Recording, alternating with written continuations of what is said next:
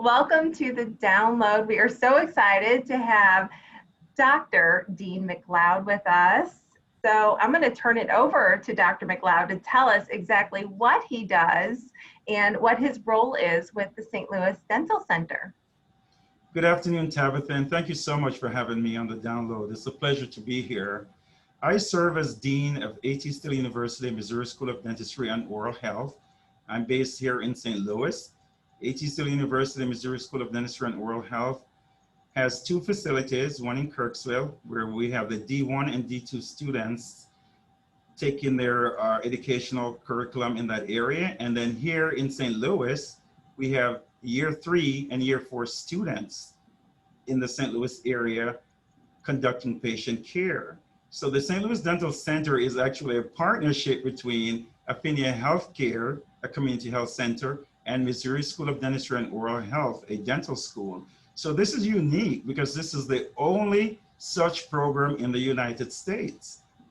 And what makes us unique is that this partnership was started in 2015, right here in St. Louis. We chose St. Louis to be the area because it has a great population of underserved patients. And we wanted to make sure that we provide care for these underserved patients. So right here at 1500 Park, we have our state-of-the-art facility. We are innovative with the latest dental equipment. We have well-skilled academicians comprising general dentists and specialists. We have a great group of support staff by Affinia Healthcare, and we are here to serve the underserved population here in St. Louis to provide comprehensive dental care at an affordable price or affordable fees for these patients. And what again is really unique to us is that we have one of the only urgent care centers in the area. And so we're able to provide urgent needs where patients can walk in without having an appointment to get emergency needs addressed. And this happens from 8:30 until 5 p.m. And working with Barnes Jewish Hospital, we're able to get a grant to extend those hours to provide care for the working poor from 5 to 7 p.m. on Mondays and Wednesdays. And we're open also from 8 to noon on Saturdays. So that's kind of the role that I play here, and I'm excited to be a part of ATSU University, Missouri School of Dentistry and Oral Health. That's a pretty impressive roster of services. So talk to me a little bit about the challenges of obtaining dental care in the region and state due to lack of insurance and access. That's a big problem. Missouri ranks 49 among the states in the continental United States, and I think it's very difficult for many people to access oral health care. For example, the patient population that we serve here, 40% of those patients are uninsured and 40% of those patients are on Medicaid. And so the others are on some type of commercial insurance. So many people with great need that cannot afford care. And the reason why they come here is because the fees are affordable and the care is comprehensive. I think unlike many other community health centers in the area, the partnership, the uniqueness of this partnership, it allows us to do comprehensive care from a root canal to dental implants, to gum surgery, to dentures, all those things that may be limiting at other community health centers. So this is a great benefit in this area for underserved patients to access affordable care. And we know how important dental care is because it is tied to the overall health of the body. So we like to say healthy mouth is equivalent to healthy body. And whatever goes through the mouth may affect the body twice. Just think of somebody who eats a lot of sweets in the mouth. It can cause tooth decay, and then it can affect the body through obesity, which is unhealthy. It may predispose that individual to other chronic diseases. So this partnership is really important, and it's serving a wonderful need here in the community. And our goal is to expand it to include more care and more advanced services. So how do you reach those underserved groups in the area? Well, I know you have some partnerships. throughout the community. Let's talk a little bit about the partnership between Affinia Healthcare and the Missouri School of Dentistry and Oral Health. We work very closely with our partner, Affinia Healthcare. It's a wonderful working relationship that we have. And so we conduct different health fairs together.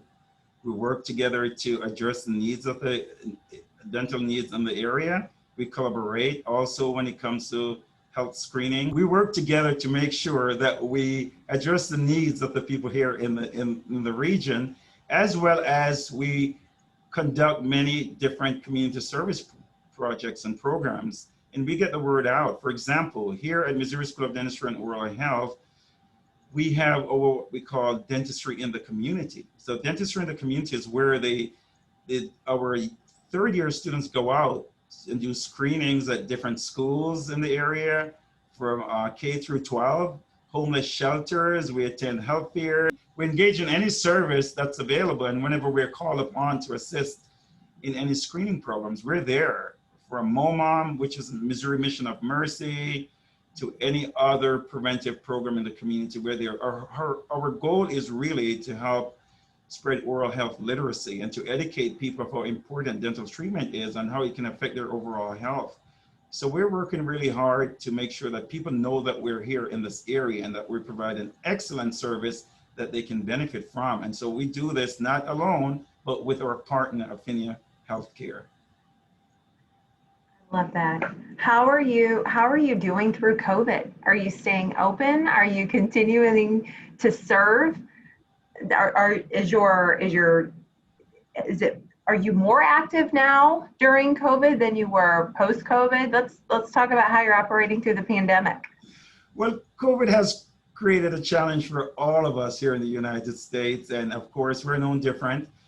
The great thing about being a community health center and a dental school operating together is that while many of the private practices out there were closed because they weren't fully equipped to provide urgent and emergency care, we stayed open all through COVID. We were seeing patients. We saw anywhere from 25 to 35 patients per day, 6 days per week. And that was just a beauty for us to be able to provide those types of services for our patients. The thing with COVID, it happens and it's happening now, but dental pain is something that doesn't go away. And many people out there are being affected with a toothache. And so we were just fortunate to be able to keep our doors open and to provide that well-needed care for our community. And we continue to do this up to today. And while we were not providing comprehensive care as mandated by the state laws, now we're back up to treating patients. We're seeing many patients. Our doors have been open for comprehensive care since July 13th. Our students are back, our faculty members are back. They're excited to be seeing our patients, and care is just being done. And sometime very soon here in September, we'll start accepting new patients.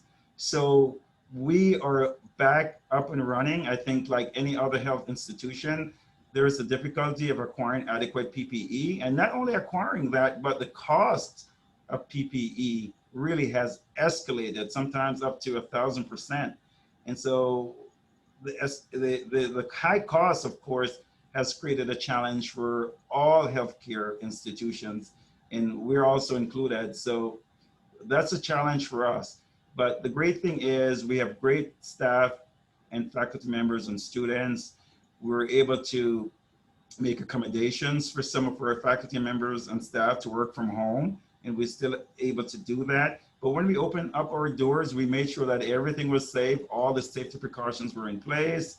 We were following CDC guidelines. We are doing our screening before appointments and the day of the appointments, and everybody comes in, their temperatures are taken and they're screened again. And we have made significant changes within our facility at additional cost to make sure that we operate in a very safe environment, not just for our faculty and students and all our employees, but for our patients as well. We want our patients to come in feeling safe, that they know that they can enter into a building where they're going to be safe and be treated with respect and be provided with the highest quality of care. I love that so much. So Dr. McLeod, last question.